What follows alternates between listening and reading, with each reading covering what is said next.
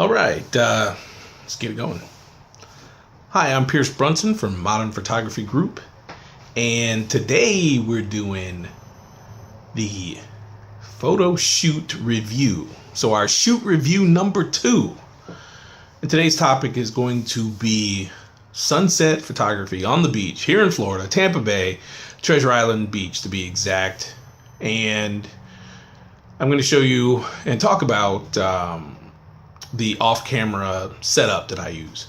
Again, if you've seen video number 1 and like it, go ahead and give the thumbs up on shoot review number 1, where I go over my equipment.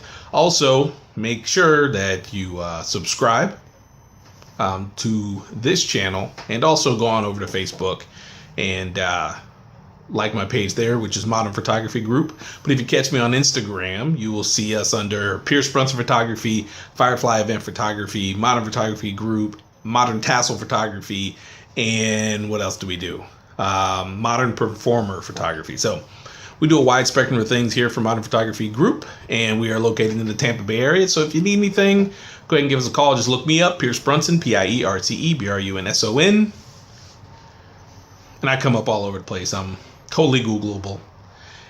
If not, then look up Modern Photography Group or Pierce Brunson Photography, and that'll take you to everything there. So today shoot is about, or shoot review is about what I did, I would say, about 5 days ago on Treasure Island Beach. What happened is some friends came into town and wanted a nice sunset shoot, and they had a perfect spot on the beach. However, during the winter months, if you will, in Tampa Bay area, you only have about 45 to maybe 50 minutes of really, really good sunlight. In the summer, you have like an hour and a half, 2 hours, of just this beautiful, gorgeous. So you can take your time. But during this time of the year, it's moving fast. So we have to make sure that we start shooting, pushing the button at about 5:30, 5:45, and we have till about 6:20, 6:22 to get that done.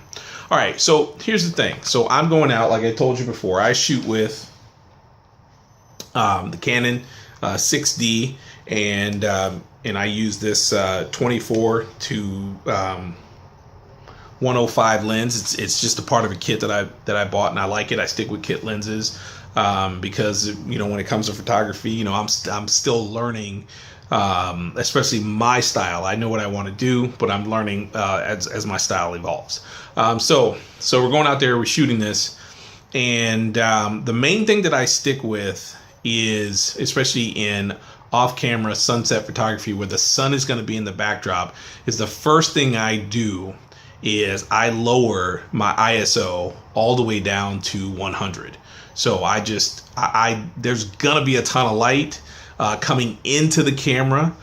This makes perfect silhouettes, all this other stuff. And once I can get that down to my ISO down to 100, and then I take my aperture, and I usually want my aperture at least 5.6. Maybe up to 7.1, but that's kind of pushing it when it comes to how much light that you're going to need to kind of combat the sun coming in and where the people are standing. So and to get light on them so you can see them. So what I do is I usually run at about 1/60th. So in this shoot, I ran at about 1/60th of a shutter speed. And then I had my ISO at 100 for these earlier shots, and then I had my aperture at 5.6. So that's my setup for these. Now you're gonna see these at the end of the video. You're gonna see them in progression. So just try to remember. So my first shots of the family are gonna be at that. And now my rig again is called a heavy duty boom light stand. It has 2 spots on it where you can screw this into it, and that way I use the Yagnuo setup trigger, and then I also use my 580EX. So I have my 580EX. It's going to be off to my right, because that's where I'm comfortable. It's where I'm comfortable shooting. And then I'm going to have the sun off onto my right viewing side. From there, we take a couple of clicks, and usually, since I've done this before, it only takes me about 2 clicks to really get a good shot. I already know where I'm working, especially in my type of, I'm just familiar with my distance. So that's just the basics right there of how I set it up. So again, the equipment was my 6D. My settings were 160, 1/60th of a second, 5.6, and 100 on the ISO. That's the first thing. So now after a couple of minutes of shooting, which is about 25 minutes, that sun's going to start to dip out and it's just going to turn a little muddy. But then as it's going down, you can actually turn like the family and let them run along the shore and not get the sun in the background. And so for that, you're going to need to move your ISO up to create more sensitivity so that you still get a glow, but a few things are going to be washed out in the background. So for that, you'll see this progress also.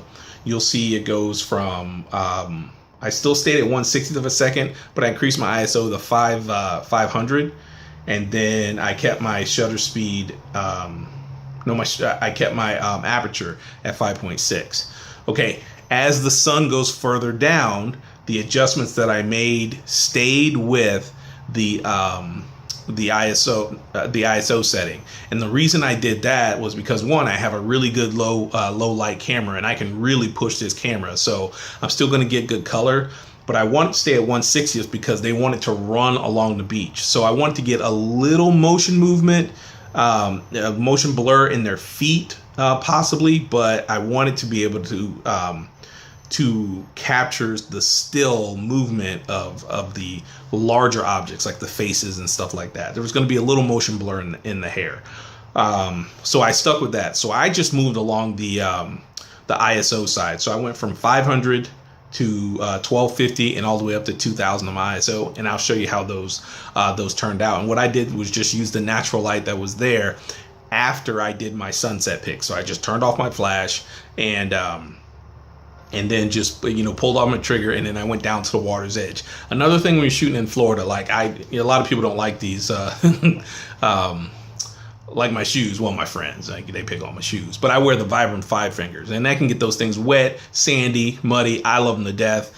They're perfect for me, especially when I'm doing photography. When I first started photography, I did have some photo shoes, and they were Nikes. Nothing against these brands, but the Vibrams just they're a little bit easier for me, and I can always carry like 2 or 3 pairs. So if one pair gets wet and I still need some shoes, I got to climb on some rocks, I can have another light pair there with me. So that's kind of like what I wear on my feet. Also, don't forget, I wear my headband. On this one, it was really cold out, so I didn't need that, surprisingly, because usually when it's cold, I will still sweat.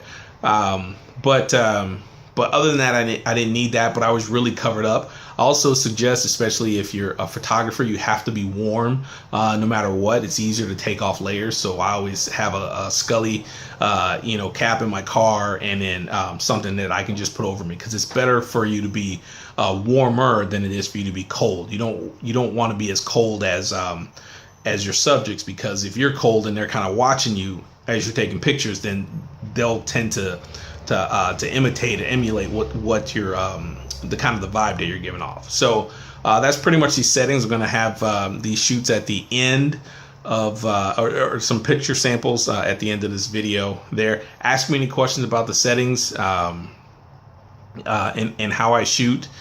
Also, if you want to see the results of the entire shoot, I'll leave in the link description the slideshow that I did for the family, and so you can see a wide range of the photos that I took. Also, we went back out 2 nights later, and I used a different flash setup. So that's going to be part 2 of this video, where instead of using off-camera flash, on this one I use an on-camera flash, and I use where is it here? And I also use this flash diffuser So that's going to be in the second video when we go out there, and you'll kind of see the difference in lighting and what happens when you use off-camera flash, and then you have to shoot proximity with an on-camera flash. So that's it. Check out the pictures. Let me know what you think. Follow us again.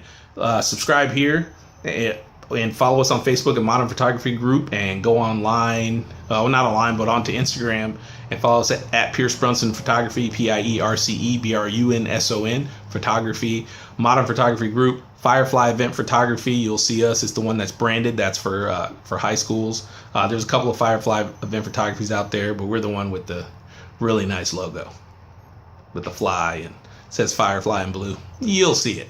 Anyways, other than that, thank you guys for your time, and we'll get you with the next video, which is going to be part 2 of this, when we use on-camera flash. Same equipment, on-camera flash, with kids running around. So the settings are slightly different, especially on the flash part. All right, thanks. Bye-bye.